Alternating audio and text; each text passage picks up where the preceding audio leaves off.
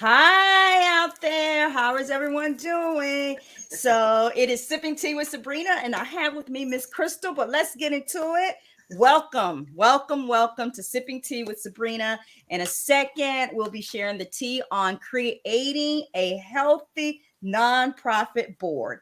But if you've never met me before, I'm Sabrina. I'm the founder of Supporting World's Hope, a nonprofit coaching and consulting company. I started after 25 years in the industry, and I help nonprofits and small businesses build relationships that increase revenue.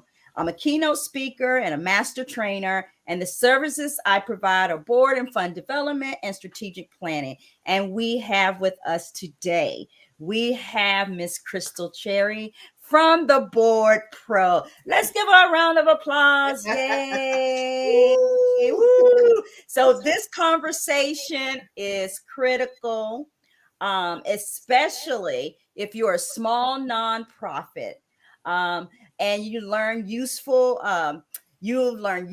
tools, smart ideas from experts. We have expert advice here. It's really all about making a strong board that helps your organization grow and do more good. But before we get started, I need to make sure that all the tech is working. I'm getting a little message here. We're trying to see if this may be an issue on Facebook, and it's possible stream was ended or deleted on Facebook. Okay, so they're trying to resolve it on their end. If not, it's real good on LinkedIn and YouTube, and we'll get it up on Facebook. But Miss Christal, right? I'm so excited to have you here. Thank you. Excited to be here. It's very exciting. So can you share a little bit about yourself and your experience? Absolutely, absolutely. Well, first, I just want to say thank you, Sabrina, for inviting me. I've been a fan from afar, kind of watching you grow and move, and you are just doing the damn thing. So I just want to congratulate you for your success. Thank you. And we're out here in this space doing the same thing. And I know how hard it is. I know how challenging it is, but also how rewarding it can be. Yes. So I just want to say bravo to you, sis. Thank And you. let's continue to support each other as much as we can. Thank you. I'm excited too. I've been watching you from afar, and that's why I was like, oh, I gotta have her on this because she has so much expertise, because you inspire me. So tell the people about yourself. How did you get into this? Thank you. Well, it looks like my dog Charlie wants to play with his toy, which is what you might be hearing in the background. But my name is Christal Cherry. I am a board consultant, former and recovering fundraiser. Worked in the nonprofit sector for, I don't know, all of my career, it seems like, but at least 25 years working as a nonprofit fundraiser, working for all kinds of nonprofits. I worked in higher ed, I worked in faith-based spaces, I worked for human services organizations.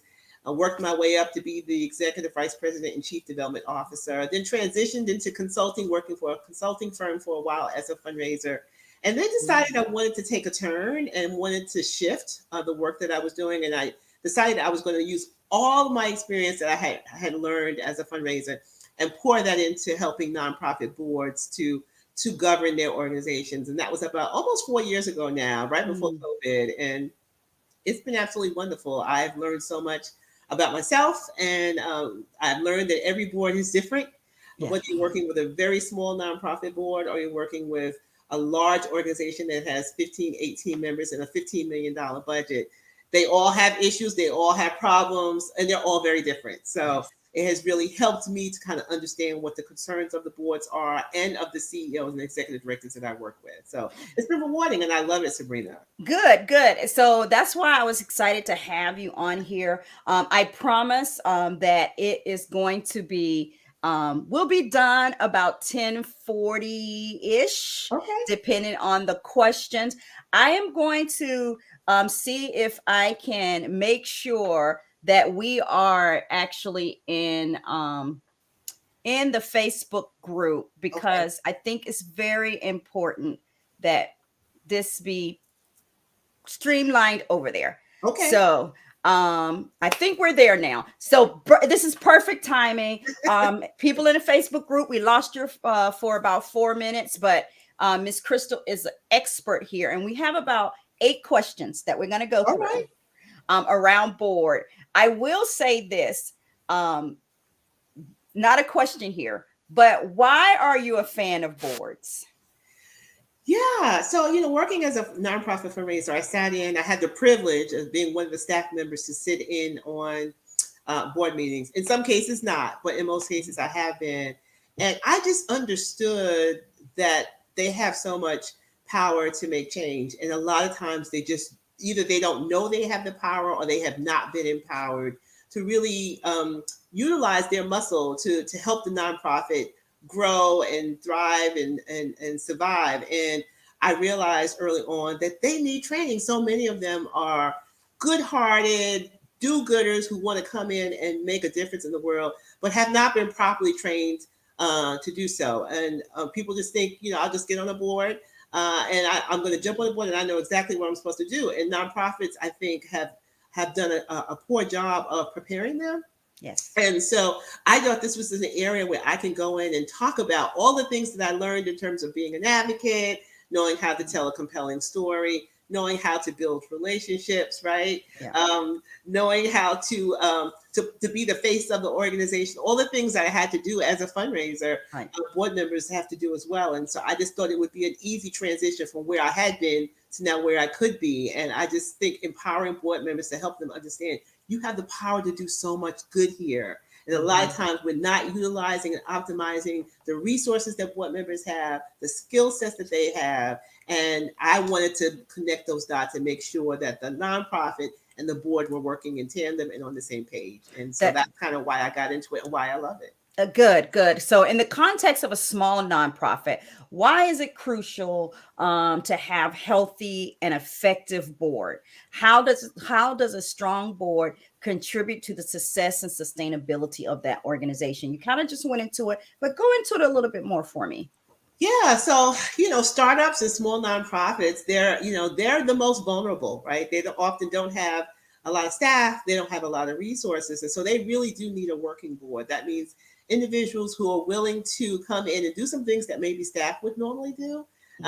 Really meaning like making the phone calls, going out on visits with the executive director to meet with funders, right? Being willing to author a direct mail piece or go on your social media and post infographic about the organization, making the ask on Giving Tuesday, like all the things that we know is really important for the growth of a small nonprofit. That board can jump in. If you have the right members, they can jump in and really help that executive director get to the point where he can now hire staff Right. to do some of those things. But if you don't have a supportive board when you're really small, it can really be a hard way to go. And those boards who didn't have support from those nonprofits that didn't have support from their board during COVID, those small nonprofits did not survive. Right. They can play a critical role. So, around board, diverse perspectives often bring unique qualities, right, to the table. How can small nonprofits leverage these strengths to create a more inclusive board? What strategies can they implement to encourage active participation from all board members?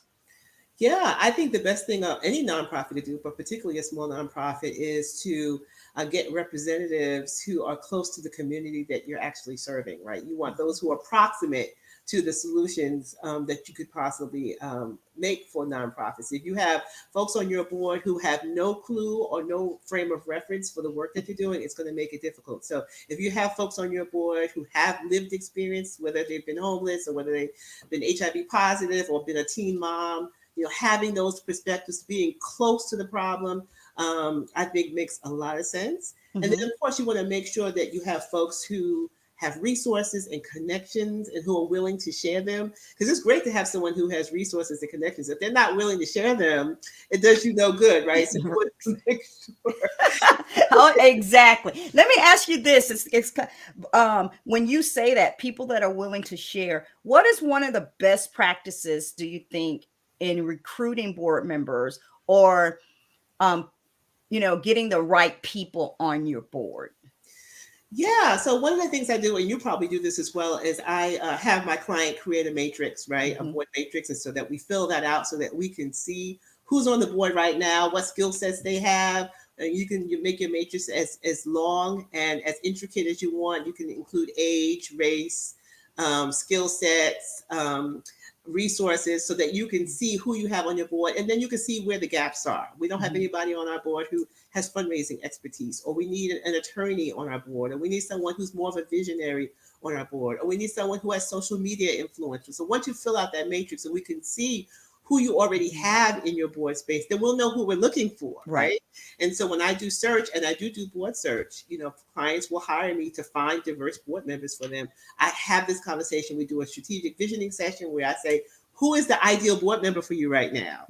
Who's missing, right? Who do you need? And we sit down and we have that conversation, so that I know when I start to search for new board members for you, I know exactly who I'm looking for. I know what companies they should be working for. I know what skill sets they should have. I know whether or not they should be people of color, whether you're looking for people who are from the LGBTQ community. Like, I know exactly who we're looking for, because we've had this long visioning session where you've actually told me. But you have to do that work up front and really, really think about who I need in this room, in this space. We don't want just butts and seats, right? We want people who are going to bring something to the table. And it's not always money, right? People think, oh, we got to have rich people on our board. It's good to have people who can make financial donations and bring in friends who can make financial donations. But we want people who have rich resources, because they're connected, right? They're connected to a sorority or fraternity who will come in and feed those babies, right? Yep.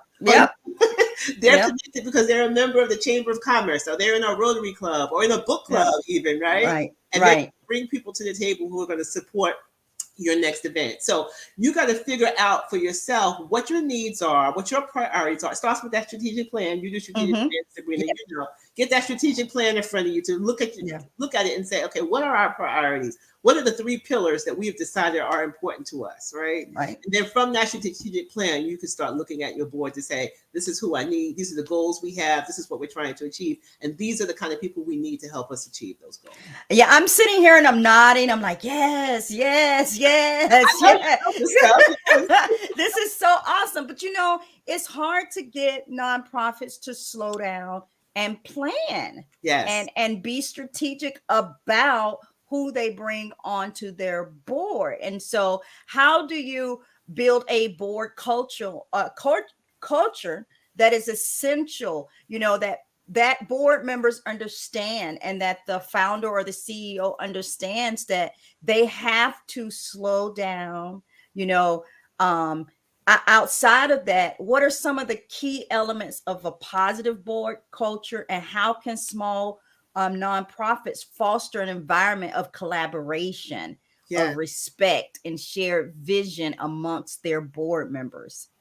Yeah. So with my clients, we do something, we create a culture statement, right? And so we start off by talking about your nonprofit's values. And then we talk about the values of the people who are on your board. What things are important to you? What do you think you need to do or to bring in order for you to help this organization move forward? And so we sit down and we have these conversations, and we do a session where we do some visioning about that, what things are important to us. And then we decide, what do we want this board culture to feel like? Is it a comfortable culture where everyone comes in and they're casual? Is it more stuffy and more professional? Will we play music in the background? Will we have wine and cheese before or after the meeting? Like, what kind of board are we trying to establish here? What does our culture feel like? And so then we come up with these values, and then together we create a statement. We want to make sure that this is an environment where people feel included, all voices are respected, everyone can make a contribution. We want this to be an environment of collegiality, but we want to have fun.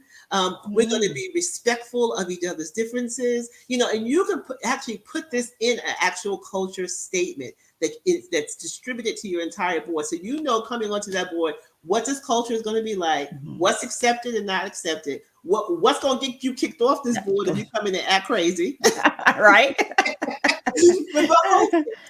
Getting a full understanding of who the people are that are actually on that board. So I think creating the kind of culture where people feel comfortable, where they feel included, they feel like they belong. I can come to the board as a Muslim in my Muslim garb. I can come to the board, with a big afro. I can come to the board, with my rainbow tattoo, right? Whatever it is that I have, I can come to this board and I know that I'm accepted. I know that what I have to say matters, and that even though I might not be the final say on things, it's going to be weighed in when a decision is being made. And Right. I feel comfortable raising my hand. I feel comfortable dissenting. I don't have to agree to everything, but I'm in this room and my presence here matters. And it's been made clear from the very beginning that what I have to say, whether I'm a new board member, whether I can give you $50,000 or whether I can give you $5,000 or $5,000 or $5, right? It doesn't matter how much I can give you, or it doesn't matter who I'm connected to. You've asked me to be on this board, and me being here, my mere presence in the room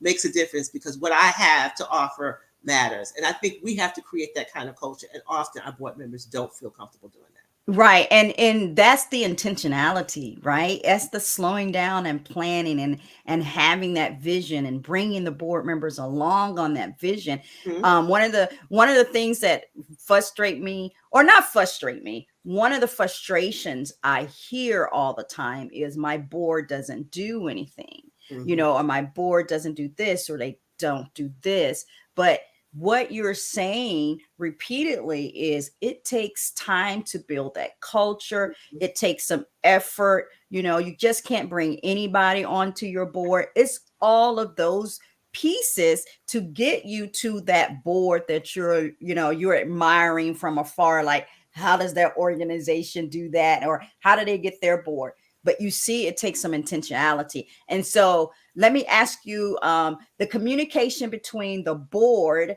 and the nonprofit leadership is critical, right? We just talked about that intentionality. So how can organizational leaders effectively engage with their boards to ensure alignment on organization goals and strategies, while also, really maintaining, we want them to make sure that they maintain a healthy balance of leadership and oversight? Yes.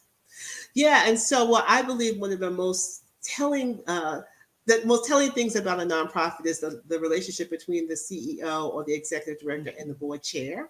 And so if this relationship is strained, if these two individuals are not meeting consistently, these two individuals are working with the two biggest stakeholder groups of a nonprofit, the staff and the board. And if these two people are not meeting regularly, working in tandem, sharing what's going on with the board, sharing what's going on with the nonprofit, you're going to see that's going to permeate down to staff, that's going to permeate down to the board. So you need two leaders who are willing to model what this relationship should look like. We're meeting consistently, we respect each other's leadership and what we bring to this, to this organization.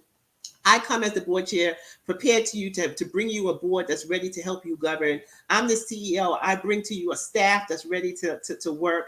And together we're going to make this thing happen. If these two people are not talking, you're going to have a problem. But I'm a proponent of leading from the center. I used to say that the top matters, but I do believe that there's an opportunity for board and staff to work together. So let me give you an example. So on the board, we know that there are lots of committees, right? You don't have to be a board member to actually sit on a committee. So why not have multiple staff people? And that means putting it in the staff person's job description. If you're on the marketing team as a staff person and there's a marketing committee on the board, your job is to be a part of the marketing committee. That is part of your performance evaluation, right? Yep. As a fundraiser, when I was a fundraiser, my job was to be the liaison.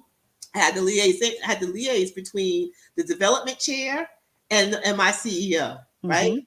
That was written into my job description, that part of my responsibilities was to serve that development committee, that fundraising committee. Why not have other staff members be on committees, whether it's recruitment, whether it's marketing, whether it's program, so that they're working together. The board can hear what's going on inside the organization. The people working the staff can understand what board work is like and what the board is supposed to be doing. How about Giving Tuesday? I used to have Giving Tuesday committee where I would invite board members and staff and volunteers to be on the Giving Tuesday. We would start meeting 6 months out, meeting in July, the Giving Tuesday is usually in November and December. Right. Why not have this committee start meeting 6 months out to talk about what the Giving Tuesday campaign is going to look like? Everybody's weighing in. Should we show a video? What priorities are we going to talk about? What programs are we going to promote? How many gifts are we expecting? Should we give people an amount, 50, 100, 150 to donate? Should we just say give a general donation? And we're having these conversations, board members, staff members, volunteers, and we're all getting to know one another. We're Yep. all understanding the roles that we bring to the table. So the board is bought in on Giving Tuesday. The staff is bought in on Giving Tuesday. Volunteers are bought in. We all, because we've all been working on this for several months, we got our groups all now in the middle trying to work together to make this campaign successful. So there are opportunities for you to bring your board and your staff together, all the while knowing that the board is not responsible to oversee staff. They're not responsible to be in the weeds about what's going on with the organization, just providing opportunities for each to see what each other are doing and what they can bring to the table. And I think often we keep our board and our staff apart because we're afraid that Right. the board's going to see something on the inside we don't want them to see, or the staff is going to say something about the CEO. But we have all of that in our conflict of interest policy. So I think there are ways for us to bring board and staff together that sometimes we don't capitalize on. You said two great things I want to point out. You said a lot of great things, but two things that I think that people need to hear. One is develop that relationship with your board chair. Yes. So one of the best practice, and I love to hear what you have to say on this. One of the things, best practice that I say is meet with your board chair, at least a standing monthly meeting outside of the boardroom. Have the conversations, tell them the good, the bad, and the ugly. Don't try to insulate them from anything. We're in this together, right? So that's one. I'd love to hear your opinion on that. And then number two was a message that you said. You're not in a silo, right? A lot of times, perfect example, Giving Tuesday. In my head, I see the small nonprofit CEO trying to figure out how am I going to do the social media? How am I going to do this? What am I going to schedule? Instead of bringing in the team approach and having those committees, and committees don't have to be board members. Right. Exactly. So I don't know how you feel about that piece, but I felt like meet with your board chair outside of the board. Yeah, I mean, I think a standard meeting once a week or every other week is perfect. And sometimes you may not have an update, but just a quick check-in. Hey, just want to check in. How's your week going? Yes, we did bring in 2 new board members. I'm happy to share about that in the next board meeting. Or yes, we did get that grant that we applied for, that big grant that we applied for a couple months ago. It came in. The program is thriving. Or I'm having trouble with one of my executive team leaders. I'm not sure. I might have to write that person up. Whatever it is that's going on, even if you don't have something long and deep, just a quick check-in with the board chair and the CEO to keep each other informed about what's happening on the board, what's happening with staff, so that you're working in tandem together. I just think that's important to have that connection once a week or every 2 weeks. Yeah, I agree. And I think that a lot of small nonprofits don't have that. Again, it's about the intentionality. It's the intentionality. You're repeating it over and over. You got to be intentional. You want to grow this. You want to have this. You have to put some intention behind it. So if you're just joining us, right, welcome to our broadcast. But we're currently talking about creating a healthy nonprofit board. And we've just covered some great topics. We talked about board matrix. We talked about, how to get staff involved in the board. We talked about the board culture, which is awesome. So I'm just going to encourage you to, let us know where you are watching from. Click the heart or the like button, whatever it is, to help with the algorithms, because this is a conversation that everybody needs to hear, because Miss Christal is bringing the fire when it comes to board. So I love it. It is. You are, and it's so needed. It's it's so needed. Sometimes I feel like, I'm preaching to the choir and I'm like, no, this is great stuff. This is what you have to do to make your board where you want it to be. And so thank you for saying these things. So let's talk about the dirty F word. So board fundraising, right? And financial support. How vital is it for small nonprofits? What advice do you have for cultivating that relationship and talking about fundraising and engaging them with fundraising and ensuring that, that they understand their role when it comes to the financial stability for the organization?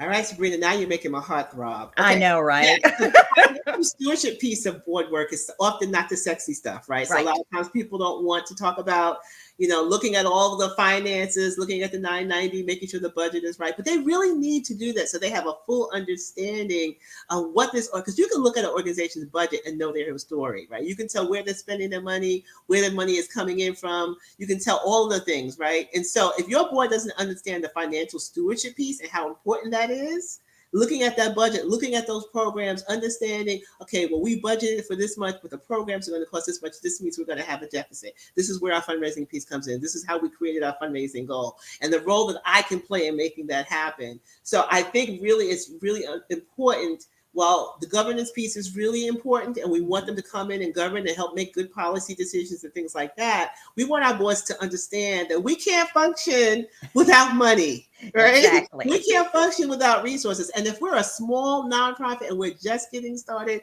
we're relying on your donation for some liquid cash early in the year. So if I'm a small board with a small organization with a $250,000 budget or a $500,000 budget, your $500 board member, your $1,000 board member is going to help us. If we have 15 board members and each one of you give $1,000, that's $15,000 that goes in the pot at the beginning of the year that gives us some flush money to do some things, right? If we're a small nonprofit, that's a lot of money. And so we need you to be able to first make a donation, something that's meaningful to you. And we need you to help us bring in people who can also make donations. Now, it's incumbent on the nonprofit to train the board how to fundraise, right? Because most of them are not trained fundraisers like you and I who've done this work for a long time. So this is my spiel. You can't expect them to raise money if you don't train them how to do it. Right. And so whether you have someone on your staff who can do it, or whether you hire me, or whether you bring in Sabrina to teach your board how to raise money, that is a priority, right? And once you teach them and give them the tools that they need, the questions I always ask the board: what's the fundraising goal of your organization? I get crickets, right? What are the priorities of the board? If you were to receive $1 million donation right now, how should that money be spent? Crickets. People don't know. And so what I'm saying to you, make sure they have all the things. They have the case for support. They have the strategic plan. They know what the fundraising goal is. They know what the fundraising priorities are. And then if you really want to get fancy, teach them how to make an ask. Yes. Right? Let them know the importance of building relationships first. Let them know when it's the right time to ask, or at least invite them to be in the conversation when you're making the ask, right? But give them those tools that they need. Give them the compelling stories, the talking points, the infographics, all the things, so that they're learning on what the organization needs. So when they're in the grocery store, Sabrina, and they're talking to their neighbor about this nonprofit, and they say, "Oh, really? Sounds like a great nonprofit. I would love to make a donation. What are your biggest priorities? What do you need money for?" Right. And they will know the answer if you teach them the answer. You feel silly looking at your neighbor going, I don't know. You need donations, but I'm not really sure how the money is going to be spent, And so you want to make sure they have all of that information up front. And then if you're going to ask them to share a story on social media, give them the text, the verbiage to actually attach. Here's the picture. Here's the video. I need you to post this on your social media. And here's the paragraph that I want you to put underneath. Make it easy. Hashtag give back or whatever. And let your board member post it on their social media and go to work, right? And so you want to make this easier give them what they need so that they can actually help you. If you're going to expect them to actually come up with the text or the verbiage to put underneath your photo, that may go wrong. You want to make sure everybody's being consistent, but give them the tools they need so that they can fundraise for you. Okay. I'm going to play devil's advocate because people play devil advocate with me all the time. They were like, well, I sent the email and I gave them the post and I did that, but they still didn't do it. What do I do? Yeah. I think you're going to have to really talk to your board members about the importance of this, and maybe asking them, is there something that I can do to help you to raise money? If this is a priority for your board and your board members are not raising money, then you don't have the right board members. Thank you. There's only so much you can do. You can give them the information, you can train them, you can ask them to do it. If they refuse to do it, and this is really important, you don't have a development team, you don't have a fundraising team to help you, you're really relying on your board members to help you get resources, and they're not doing that for you, it's time for them to go. Thank you. I'm just happy you saying it. You know what? I'm just happy that you're saying it. But you said all the other stuff too. You got to train them. You got Yes. to invest in them. You got to Yes. take time. You got to Yes. be intentional about it. You can't just expect them to show up and know what to do.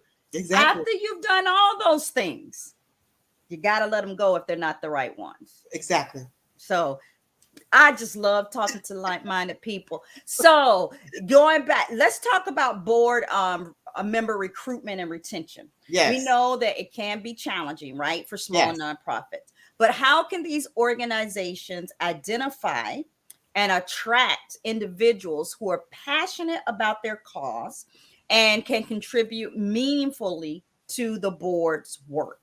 Yeah. And I think it starts with the vetting process from the very beginning. So when I do a board search, I'm doing a couple now, right? Mm-hmm. And so when I'm vetting people who say, I want to be on this board, there's an application, Mm-hmm. there's an actual interview, Yes. right? I check Yes. references, just like you're hiring someone for an actual job. Like, why are you passionate about this organization? What do you know about our industry? How do you stay abreast of what's going on with HIV? How do you stay abreast of what's going on with homelessness? Have you volunteered with any organizations who's done similar work? Like, I want to know, like, really, why are you interested in being on this board? Do you have the time to be on this board right now? We're going to meet 6 times a year for an hour and a half. Can you commit to doing that? There's a board retreat once a year. Can you come? Right? We may have some special meetings in between. Can you commit to being there? And this is the thing. If you can't, if you have small children, if you're getting your PhD right now, if you just got a new promotion and you're a vice president, you might not have the time to do this. And that's okay. But we need to be honest with ourselves from the very beginning. If you don't have the time, do not sign. I don't care how passionate you are about the mission. If you don't have time to do it, this is not a good time. So I tell this is a commitment, a serious commitment, and how you come and show up. I had a person who came to an interview for a board seat and with curlers in her hair. Oh no. Yes, she did. And I said to her, oh, no. You don't understand. You misunderstood. This is a professional position. And she said, well, I didn't, well, first of all, she didn't want to put a camera on. And then I said, well, you need to have your camera on this. And then she turned the camera on and she had curls in her hair. And I said, okay, sis, this is a professional position. I really need you to take, would you come to a job interview looking like that? Right. And so I said, you're not ready.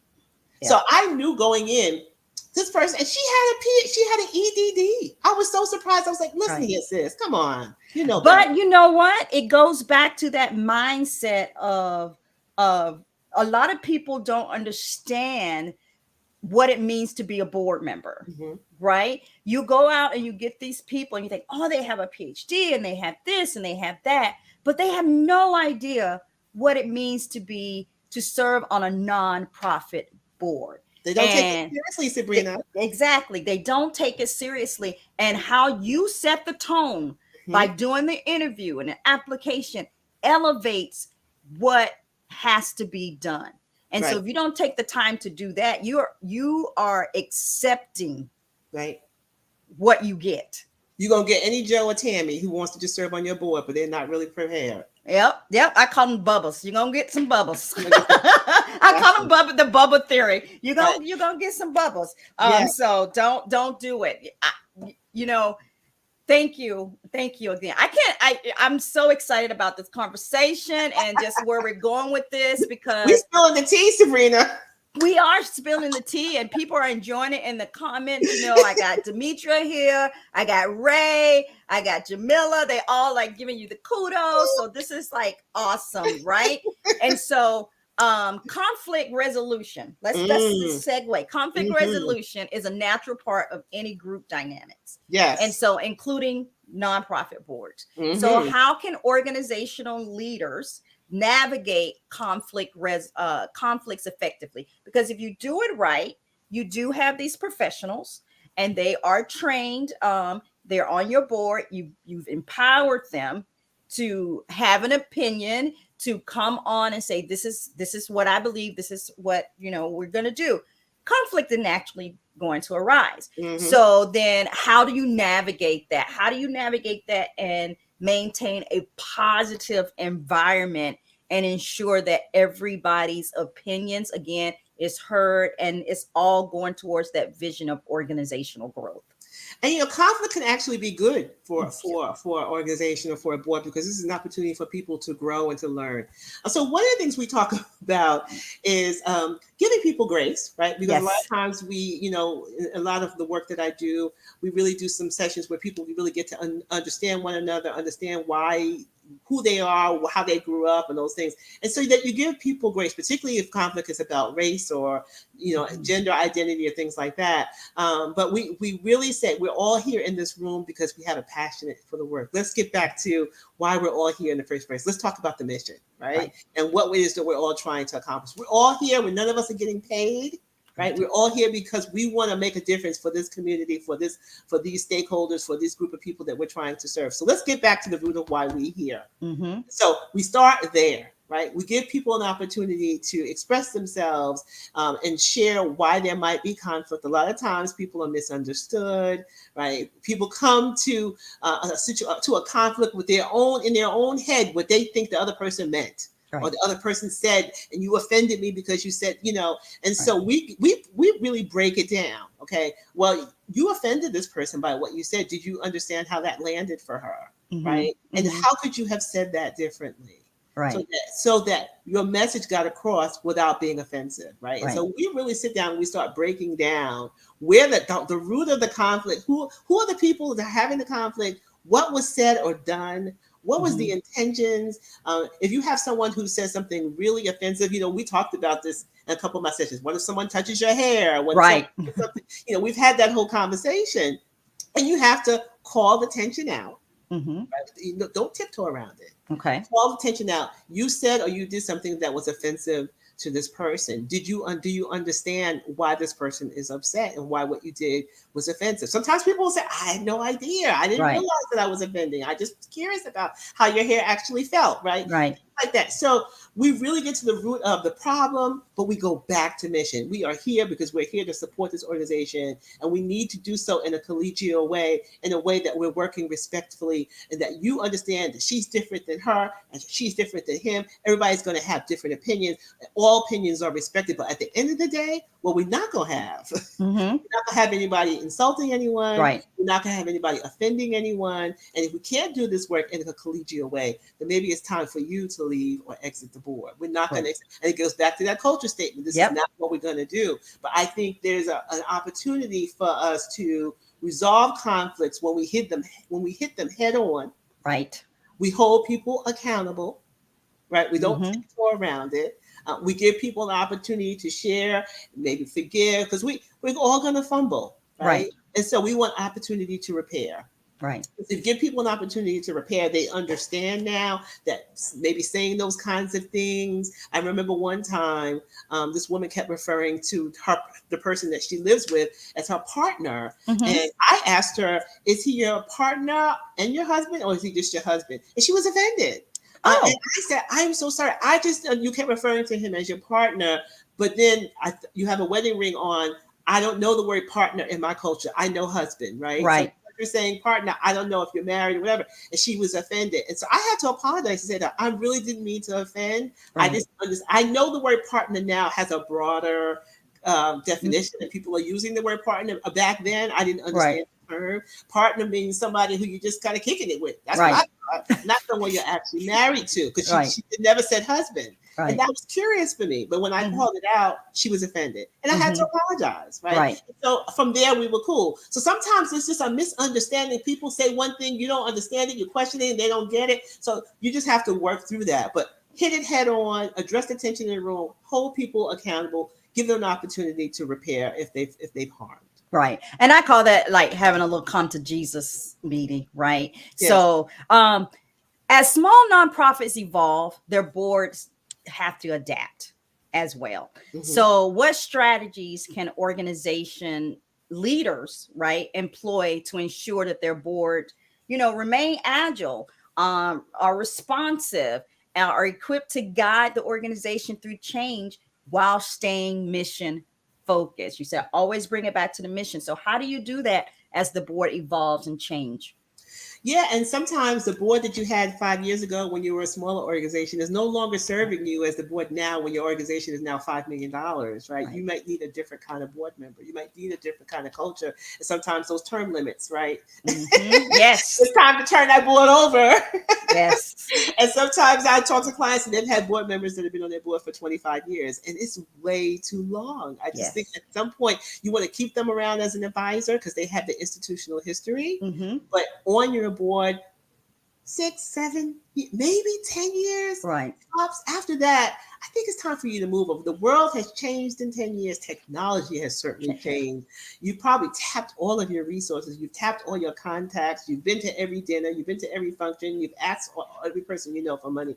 Now move over and let a newer person come on who has new contacts and new influence, who can bring something different to the boards. I think you have to be responsive to Mm-hmm. what's going on with your community, what's going on with your nonprofit. And if you see a shift, if you feel like things are changing, maybe look around at your board and say, do I still have the right board members here? Right. All my board members are in their 60s. Right. Maybe Yeah. Go back to that matrix that you talked about at the maybe I beginning. need some younger people. And do you know that younger people are actually less intimidated about asking for money? People our age, baby boomers, they're more conservative. I don't want to ask, Right. Baby boomers are like, look, let me roll up my sleeves. I'm not baby boomers, millennials. Let me roll up my Millennials. sleeves and get my cousin in here and get my sister in here, my colleague and my fraternity sister in here. And we're going to get in here and we're going to rock and roll. We're going to do some volunteer work and then they're going to make a donation. And then we're going to, and so sometimes mixing it up and Mm-hmm. bringing on new people as your organization is emerging and evolving makes a lot of sense. And just asking some of the old heads, listen, thank you so much for being with us for 5 or 6 or 8 years. You have been tremendous. I would like for you to stay on as an advisor. I would love for you to be an emeriti board member. And I really need to bring in some other folks now. Is that okay with you?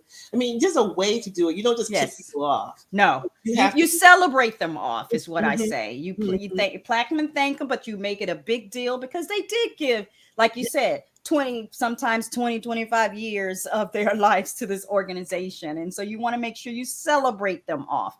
Right. So that's key. I have questions, but this is not about me. So I'm going to ask this. I'm going to give people the opportunity to ask any questions that they have. You can type them and we will get them answered for you. You've said some great things today while people are gathering their thoughts, because they're saying they're learning so much today. While they're gathering their thoughts and putting their questions there, I have some questions of some things that you said that I want you to just reiterate because I know who's watching. Okay. And so one of the things I want you to reiterate is around the recruitment process and how important that is. So again, once I complete my matrix, I know what I'm looking for, right? And so I'm intentional when I'm actually searching. So I'm in churches, I'm on radio stations, I'm at the Chamber of Commerce, I'm calling fraternities and sororities. I know, like you're saying, you want people of color who work in the business, or you need someone who's an attorney, or you need someone who's a social media influencer, or you need somebody who's a community advocate. So like, for instance, I did a search for an organization called Media Justice, right? And they're an organization that wants to make sure that people of color are represented properly in the media. They were real clear to me that they didn't want stuffy corporate board members. They wanted movement people. They wanted people who were organizers, people who are on the front lines protesting, who are not afraid to ask the hard questions, who are not afraid to be kicked out of the room. So when we did our announcement and our promotion for this event, they didn't want a corporate stuffy person in a blue suit. They wanted somebody who had on a do-rag, who was ready to go out, who maybe had a tattoo on their arm, was ready to go out. And so I knew what I was looking for. I was real clear after having my visioning session with them, what kind of board member they needed and they wanted so that they can move forward. Right. And so if we break it down that clearly, we know exactly who we're looking for. I need somebody who's representative in business. I'm the Delta. This is a part of our mission, is a priority for Delta. I would love to have someone from Delta Airlines on my board. I would love to have somebody who's in the legal profession on my board. I need someone who is a visionary, who has a lot of experience in public policy. right? And so whatever it is we come up with, I'm searching in those areas, right? I'm calling people who I know who have expertise. I'm on LinkedIn doing cold searches, right? And so I know exactly what it is we're looking for, whether it be a person of color, whether I need more women, whether I need more people from the LGBT community, people who are HIV positive. I'm doing a search for an organization here in Atlanta called Positive Impact Health Centers. They work with people who have HIV and AIDS. They wanted people who have HIV and AIDS on their board. Because they understand. Right. And so I found them, of the 5 people that I found for them, 2 of them are HIV positive. Right. So I knew exactly what they were looking for. You got to do that kind of work. If that's what you really need, you got to do that kind of work. Often nonprofits don't have the time to do that. They don't have time to do that kind of specific detailed search looking for the people, which is why you and I are in business, right? Because they hire consultants to come in and do the work for them. Right. And so I love actually doing that work. It's a lot of work and it's hard work. But once you tell me what you need, I'm Zoom focused on finding you that person. Right. And so you said something else. I'm looking to see if there's any comments, but because this is good stuff. You said this is why people hire people like you and me, oftentimes with nonprofits, right? Especially smaller nonprofits. They don't understand that there is an investment that is required to grow your nonprofit. Absolutely. It's an investment. So you're asking investment from not only from your board members, but it's an investment also from the organization itself, right? Because if you want to get to that next level, you have to bring someone alongside you that's going to help you create that board that you want. That's going to help train that board. That's going to help do all of those things. So talk to me. And I think sometimes it's about mindset too. But talk to me a little bit, going off a little bit, but you got this. You got this, girl. Talk to me a little bit about mindset when it comes to growth and how that mindset can also impact your board if you don't have the right mindset.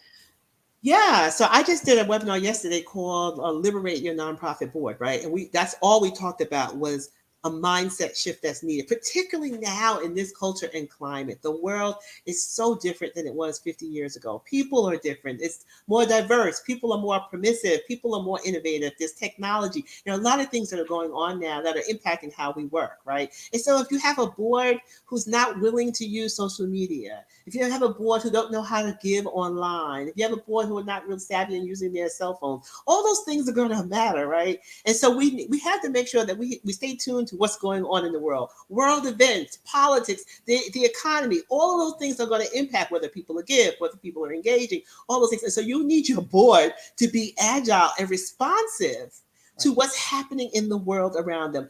We're in an ecosystem. We're an ecosystem in the industry that we're in, whether we're working in the homeless community or working for people who are obese or people who are whatever. We have that ecosystem. And then we have the larger ecosystem that we're all part of. And so you need a board who's kind of into what's going on in the world, who can say, oh yeah, this is so-and-so. This is Black Philanthropy Month. Yes. Right? August is Black Philanthropy Month.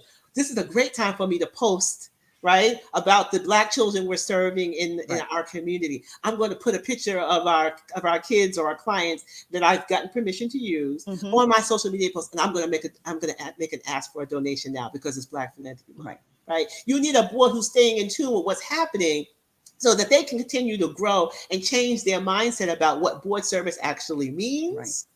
Right?